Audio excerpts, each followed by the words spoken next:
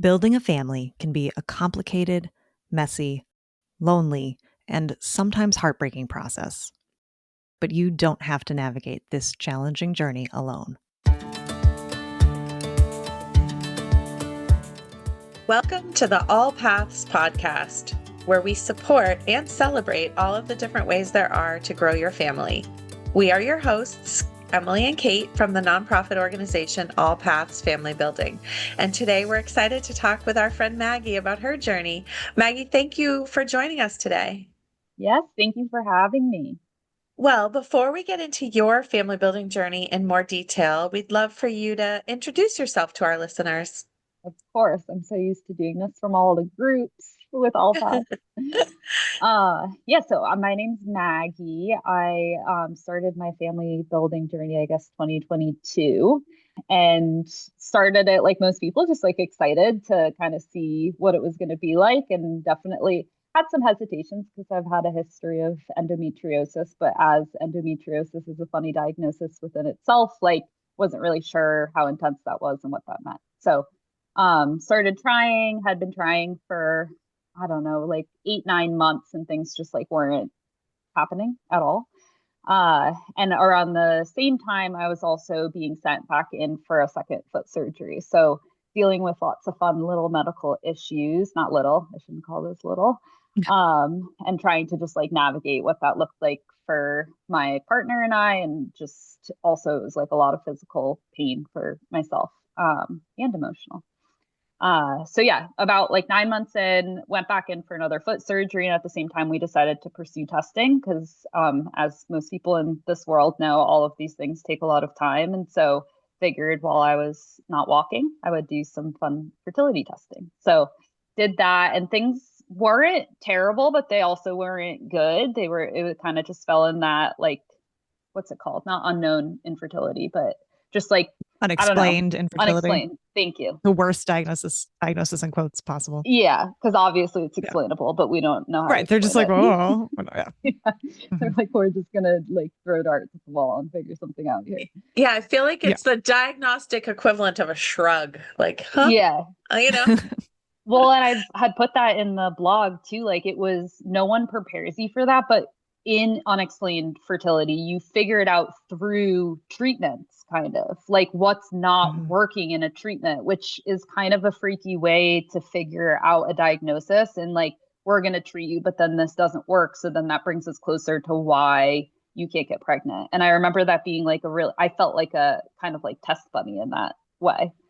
But like there's so much research still to be done in this space. So anyways, did some testing, not ideal. We decided to do like 1 or 2 medicated cycles with Clomid and didn't go anywhere. So we went into IUI land.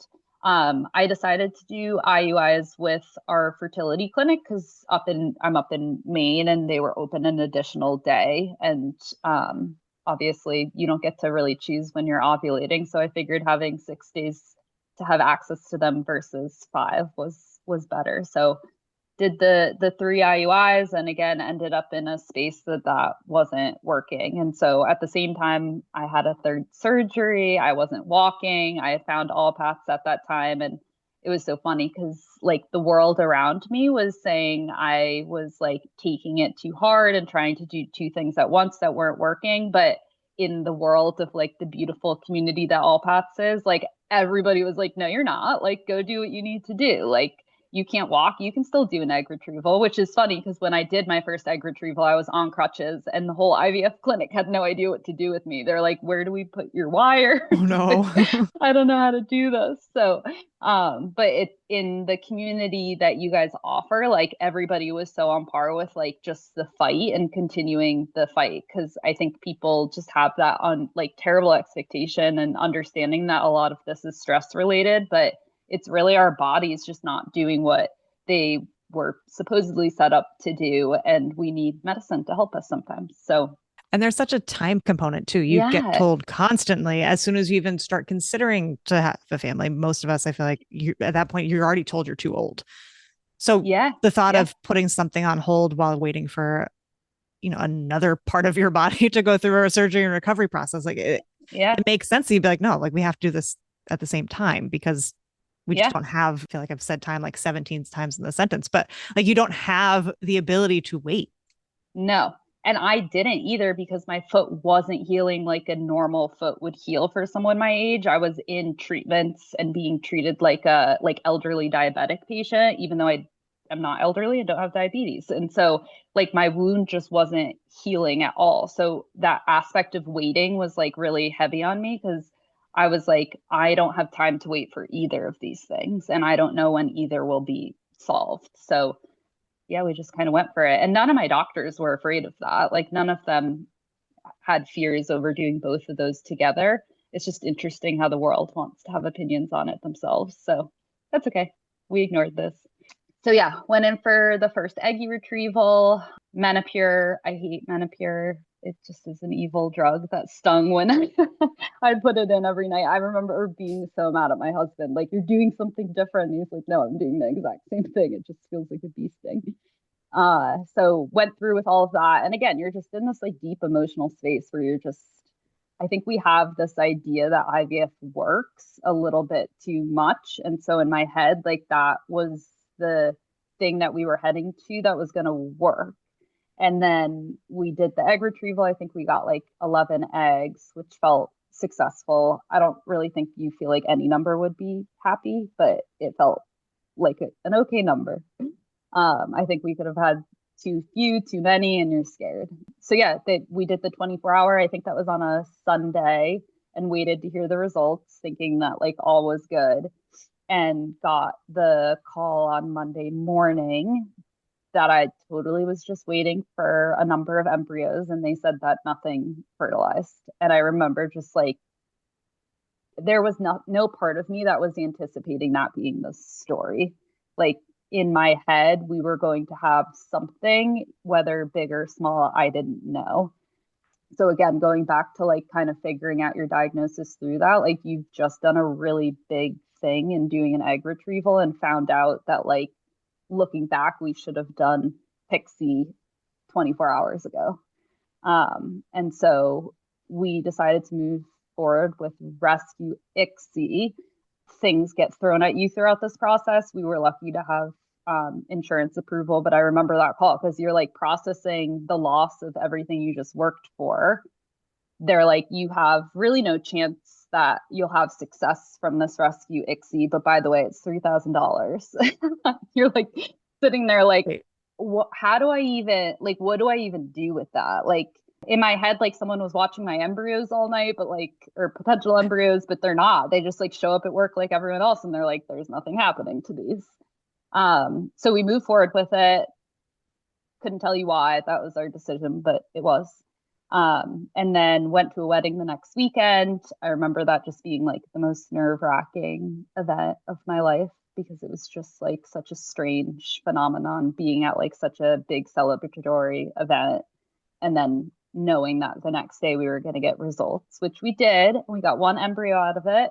We named it Goop because at the time I was doing some foot procedures that related to like gooey substances. We were like, this little dude's name is Goop. I don't know why. And I would call it the CrossFit embryo because I was like, you really like CrossFitted your way through I love the Rescue ICSI. But again, like you said, Emily, like age is such a factor. And I like, if we transferred Goop and it was successful, we were going to be years out from doing another retrieval, which at that point we knew we needed to do. So we planned another one for January of the next year. Took a little break, which took a lot of convincing, but I figured it was good to do that.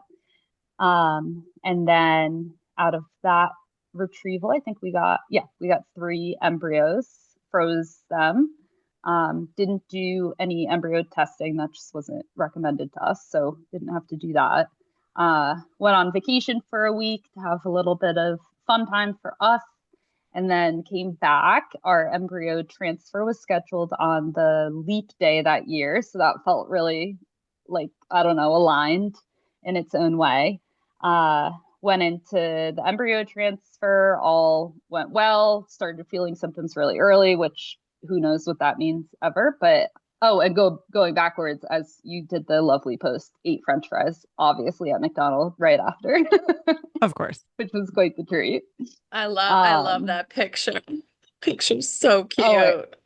And it captures that hopefulness of like you've done all the things, and unfortunately now it's like you can't control the outcome, but it's like I might as well get fries and like have a little fun with this. Yeah. I know. Well, it's like that concept of hope. I remember talking about that so much in the AllPaths groups. Like people give you hope from like the situations that you know aren't really hopeful, but then you get weird hope from like the transfer being scheduled on a leap day and eating French fries.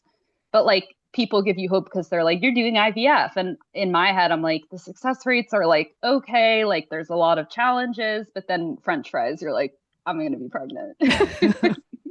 If people haven't seen that picture, definitely check out our social media. Yes. The last French Fry Day, National French Fry Day. It's very cute. Yes. But yeah, so we ended up getting pregnant, had a scare about losing our now baby girl Charlie, was bleeding a lot and thought again things weren't going to head in the direction we were looking for them to head, but ended up having a pretty successful pregnancy after that. Still was part of the groups. As we all know, like this stuff never leaves you. The world seems to think it's over when you get pregnant, but it's definitely never over regardless of your outcome. So yeah, now I'm here, happy to be part of the AllPaths community and just kind of, yeah, I don't know, be part of it. Well, thank you so much for sharing all that. And we are so glad that you are part of our community as well. Can I ask just to back up a little bit? Yeah. You said that you were dealing with a lot of, your foot, some other health struggles on top of the fertility journey. Was that an additional challenge that, looking back, we're like, okay, maybe we should have waited, or are you still feeling like, no, that was the right call? Totally felt like it was the right call to do both. I feel like the process of creating life is difficult, and the two probably related in some semblance of the way, but a way that science never could understand. And like we've said, like infertility is so complex and there's so many ways like you like whatever, like technically I could get pregnant, but is it when I'm 55? I don't know. And so timing wise, it made sense. And I feel like I've come out of it. You couldn't have told me that when I was in it, but I've come out of it like a much more durable human. And I feel like proud of myself for all of that. And so, no, I think the world was telling me it was a bad idea, but nothing in my body felt like it was the wrong idea. That's great. Awesome. What about endometriosis? I'm curious the intersection between endometriosis and your fertility challenges, or just how you navigated endometriosis period. Like when did you find out you had it? Things like that. Yeah, so I've never had a laparoscopy. So that's the weird thing with like the diagnosis of like, do you have it, do you not? But every single OBGYN I've seen since I was 14, a month after I got my first period, has said, you have endometriosis. So it's like one of those things that you're just like, okay, I guess I have it, but then like no one wants to tell you like for sure that you have it. Again, like the things you find out about the medical world as you go along in them. So never, even my doctor postpartum, like I just talked about getting a laparoscopy because my pain has actually gotten much worse postpartum. And even with that, he's like, the point of a laparoscopy at this point would be for not for symptom management, but for a diagnosis. And he was like, that feels like a pointless reason to go into anybody's body like that. So yeah, since I was 14, first period, had wretched periods, like went on birth control right away, like everything, you name it with symptoms, I had it. With time, it only has and did get worse. I ended up having pain with sex, which obviously has its own implications for family building. And so, yeah, everything just kind of like amplified on top of one another. When I thought people would take it a little bit more seriously when we started trying, but they don't. For having like a lifetime of symptoms, I thought that they would say, like, let's investigate this more. But it it was really just like, good luck, figure it out. And when you feel uncomfortable, come back to us, I guess. And that was another reason, like, we started testing, I guess, a little bit before a year, whatever that year means, I don't know. But like, I knew things were off already with my cycles and knowing my body. And then we found out that there was more to the story with my partner as well. So yeah, endo actually kind of got quiet during pregnancy, but like I said, has come back really full throttle postpartum. I didn't know that that was a thing that might happen, but now I've gotten really bad ovulatory pain.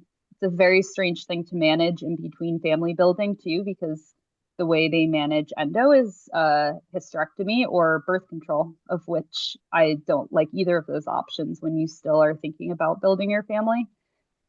So I have started like progesterone birth control, but it doesn't manage it nearly as much as I need it to. It's interesting that symptom management beyond birth control or, the like nuclear option of a hysterectomy hasn't been talked about. There are surgeries that you can have to manage symptoms. Yeah, I think a lot of providers, they either don't know about it or they don't mention it if they can't do it. And it's like, just because you can't do it doesn't mean there aren't excision specialists who could, Right.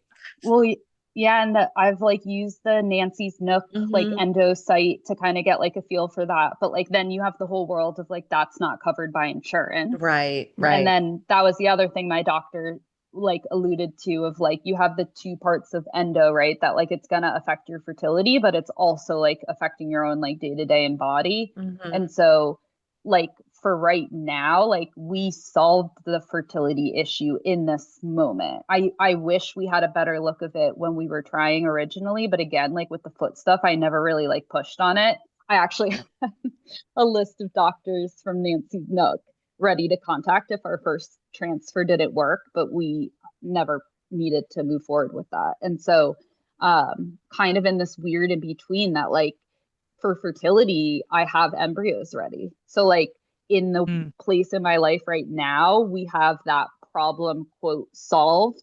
But then after we're done having kiddos, it's going to be a whole new world of like, what do we do with this? Right. I just feel like if it got worse this postpartum, my anticipation, like our ideal would be to have two kiddos. Yeah. Like I'd be worried going into yet another surgery for myself. Right. I'd almost rather like try an embryo transfer earlier than we would like. Totally and understand then talk about that. Absolutely. It's like this like world of things that you don't really have ideal like medical support on, unfortunately. Yeah, absolutely. Well, speaking of that, since you were a patient with two very different specialties at the same time, were there differences in how care was approached, how information was presented or not? Were there any contrasts that you can make as you were going through those in parallel? Yeah. So yes, and I probably think way too deep about it.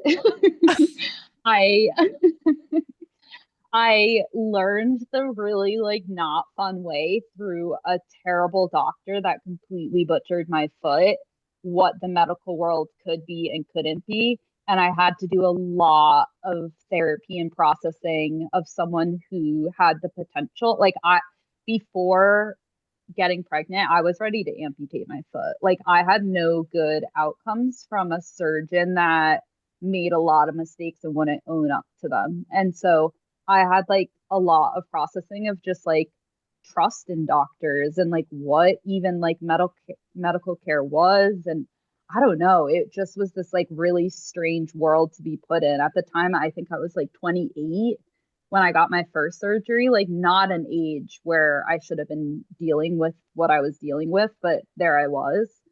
And then I guess my second and third surgery, I must have been like 32. I don't know. Time's a warp. Anyways, it all blends. Yes. Yeah. I was for sure rethinking everything I knew about the medical world. Being in Maine, I only really had access to one infertility clinic up here, or fertility clinic.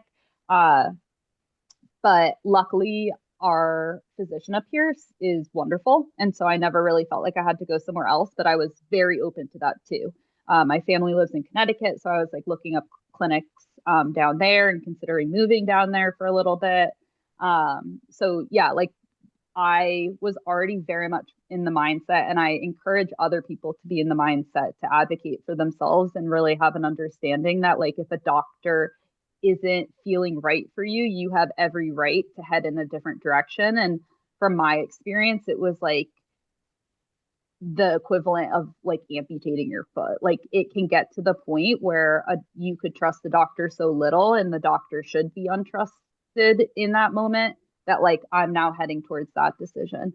Again, that's extreme, but like I really, really think that people need to feel comfortable with their provider. I love that. And I feel like, we've had amazing conversations during this podcast. I don't think we've really talked about that before. And I just love that you shared that and empowered people to feel that way. Because I think a lot of us are real people pleasers. And we're also including, like kind of go with the flow in some ways, when I think sometimes go with the flow is not in our best interest, that we really should be empowered to advocate for ourselves. We're also afraid of offending people. It's like I never have even wanted to break up with hairdressers, like I'll hurt their feelings. And it's like, okay, they like clients come and go all the time. It's like, don't flatter yourself. They're not that obsessed with you that they're gonna care that much. That's amazing. Yeah. So I think similarly with doctors, it's like they understand, and I really believe they want to be a good fit for you. And if they're not, yes, that's not in their interest or yours. So yeah, I love that you mentioned that, because I feel like that hasn't come up a lot on the podcast. So thank you. If you have the ability to do so, right? Like that's a privilege within itself of where you live and what access you have to doctors. So I get that. But there is like, we give ourselves the ability to choose and control so much. But for some reason, when it comes to physicians, we like get scared and figure if like the dynamic isn't right, then it's just is what it is. But it's not really. Like you want to feel comfortable with somebody doing something so intimate with you as well. Like you want to have that comfortability. So yeah, again, if you have the ability to make that choice, I really do encourage people to.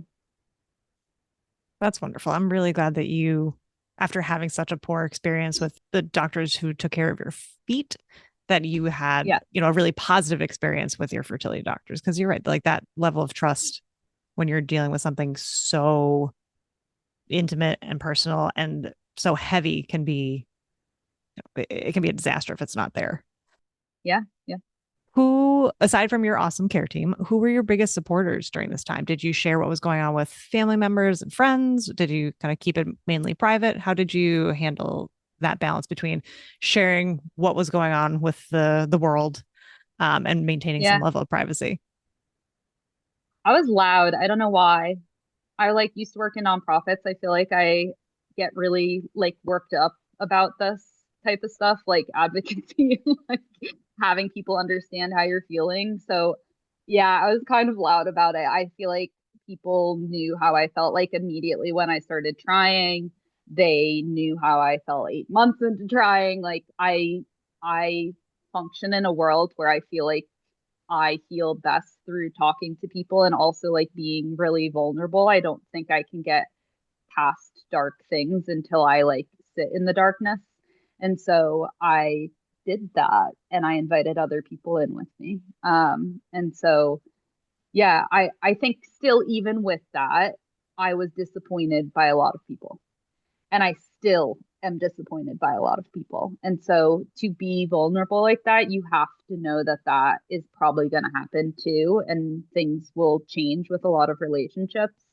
But on the flip side, there were some absolutely beautiful people who were already in my life who showed up in ways that I never, oh no, sorry, I'll tear up with that, that I just never would have anticipated. My younger sister would like check in on me daily, and I didn't have like the strongest relationship with her before that. And so we now are just like complete besties, and it was really special to have that with her. My mom, like having that, like I don't think I realized how much she was grieving being a grandmother too, because it was the first in our family. And like when we opened up to one another, sorry, of course, I have my period, guys. I can't help but cry. Crying is loud. All emotions are fine. No. Cry, swear. The AllPaths podcast is a safe space for it all. Exactly. Yeah, my mom, I don't think unless I opened up to her, I would have realized how much she was grieving that next part of her life too. And just like having me as her kid and like the connection with that.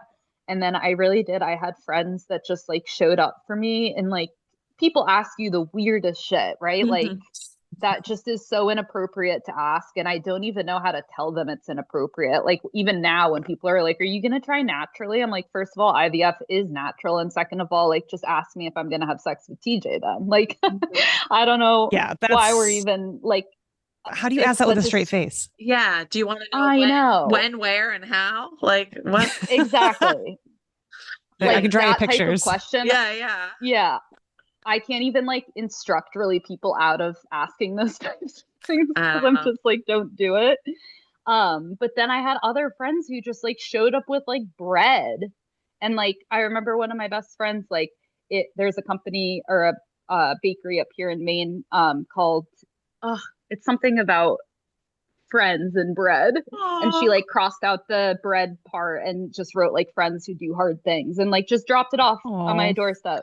So like little things like that, like it just changes your whole perspective on all of it. Like people feel like they need to bring up things that they think they know about fertility that they definitely don't. But like on the flip side, there's people who just like show up and like sit in the darkness, want to talk, like will bring you bread. And like those are the things that like totally change the experience. That's awesome. Yeah, it's like just nurture the person you love. Like they have medical professionals.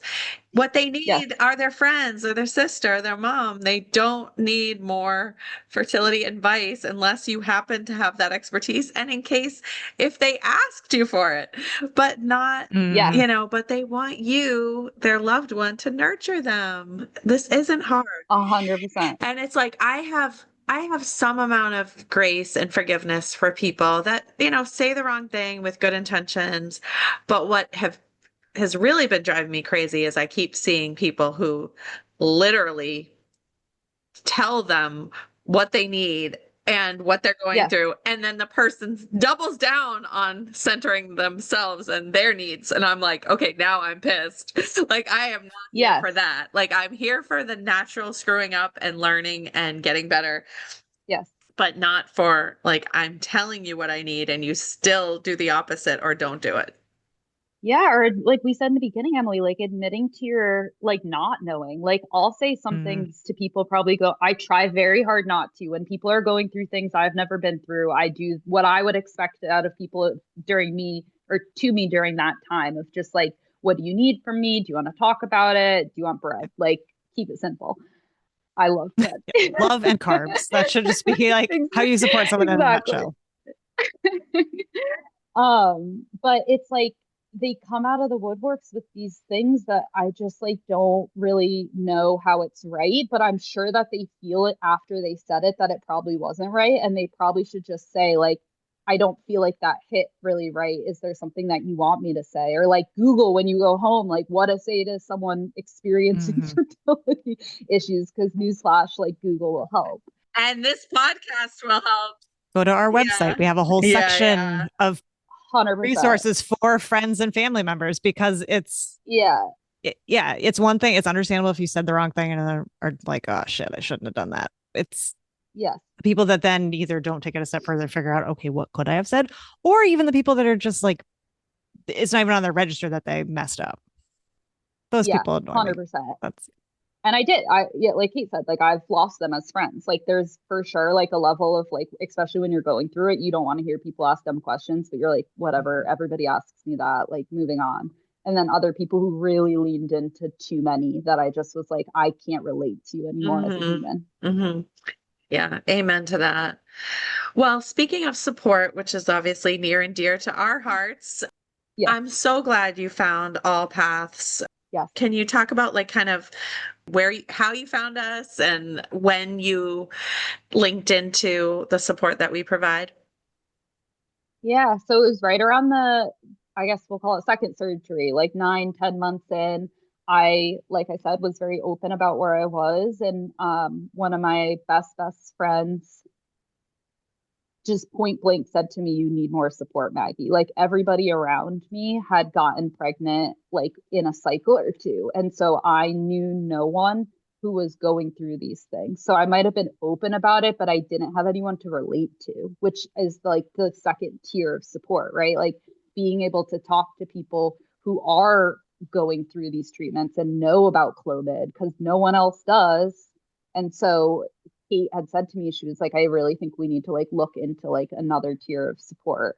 So again, our friendly friend Google led me to you guys, and it was too easy. Started with the, I think, like primary infertility group, quote, graduated into the IVF group, did the mindfulness group. I'm totally forgetting her name, but I loved that group so much. It was like the day before Christmas and I was home, and I remember we had a huge party at the house and I left just to do the group. I was like, this is more important than socializing with people right now. And so sweet. like I love that. That's really oh sweet. my God. And you had this like wonderful group of humans who like were like, "I don't care if you do IVF on crutches, like go do it." And like people were giving me advice on like where to inject and how to inject. And like that's things that you, again, like you wouldn't even want to hear it from someone who hasn't been through it, but they wouldn't even know how to advise. And so being able to like stay surface almost with the people who haven't been through it and then get into the nitty gritty with the people doing it is just like, I don't think I'd be where I am now if I didn't have those two sides of support. Well, that's music to our ears, as you know. I mean, we love to hear that. And I feel like we often say, obviously, that we don't want to have this in common with anyone because we know how hard it is. No. But that we know that it's so important to connect with the people that can relate. And we're so glad when people found that whenever they needed it and however they needed it and for however long they needed it. We love to hear that. Perfect. And now you're also going to be involved in our Footsteps for Family Building walk. So I'd love to hear how you're feeling about that. Oh, feeling great. It's actually kind of like a funny relation with also me and walking because I like wasn't doing that. That's true. Thank goodness it's not like a 5K. Yeah, I can't do that. Don't worry. But, yeah. So it's like actually like the most perfect Maggie walkable walk. But no, very much looking forward to it. Super excited to participate and be there in person with everybody because things were always kind of in the way until now. So excited to fundraise. I used to fundraise for a living, so I have to get back into it. I need to get competitive. I don't like swag, guys. I don't even want the swag. I'll give you my swag, but I need to raise money. Love it. There are some really cool top fundraiser prizes, I will say. Before you say that, look at the swag. But yes, I appreciate that. I agree. We have fun with the swag, but I think a lot of people, that's not their main motivation. And we understand that. Yeah. Appreciate that. So yeah, some of the prizes though, you should, not so much the swag, but the prizes, like the total reset is amazing. You should have that. I will go look. But no, super excited to get involved and be there in person and trying to get like I shared this with Emily, like I think eventually I would like to be in like the fertility doula space because I really have found such a wonderful community of people. You, like you said, Kate, like you don't want to be here, but the people who are here are fighting for like a chance at loving a little one. And I can't explain what that feels like to be around people like that. And so I love it here. And I have opened up my support to people going through this. And it's so interesting. Like the world has connected me to people going through similar instances who aren't quite ready to do like a support group, but I just chat with them about silly medicine and shots and all the good stuff. And so I'm super excited to just like walk with some of those people who I've like gone through their journeys with too. So yeah, I don't know. It will be fun. Well, I think you will be. No, you are already a wonderful support for people and excited to walk with you.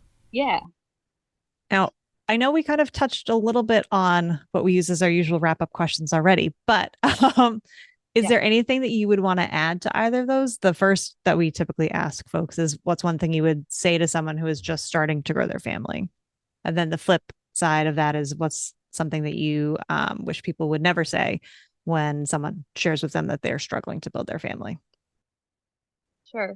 I mean, the first is just like, let yourself feel, right? Like, growing a family is really intimate and it's really intense emotionally and physically, whether you're 1 month in or 3 years in. Obviously, what's happening is very different within that timeline, but it's a really intimidating place and it's like a really vulnerable thing. People don't talk about it. There's a lot of like stigma around it. And so people like, I really just want them to be able to feel how they feel at any point in the timeline and like be able to like, I don't know, let them just have that and let them be like, ask for what they need in terms of support. And then, no, I wish people didn't say a lot of things, but I can't stop them from saying those things. I think they're gonna anyways. I really would just, if anybody here is listening is a friend who is trying to be a support, there's so many resources on how to do that like I remember looking at and just feeling like I wanted to feel normal that I was asking for that. And again, it's really tiny, like gluten. Like it's really nothing that crazy. And so being open to a friendship where you're like looking into ways to support someone going through something you've never been through, that's bigger than anything anyone could ever ask for. I love that. And that's so true. Like that's the definition of being a good friend. You don't have to have the, same life experiences as someone else or the same background. You just have to be willing to show up for them in a way that is helpful to them, not the way that you think that you should show up to them, but in a way that is authentically helpful to them. Yeah. I remember my mom asking me, like, is it too much if I ask you about your tests each month or your meds? And I was like, the thing is, nobody does. Like at the time, my husband even wasn't. And so I'm like, no, I feel very isolated because no one's curious about that. So you asking me and knowing sort of when my period might be coming that's huge.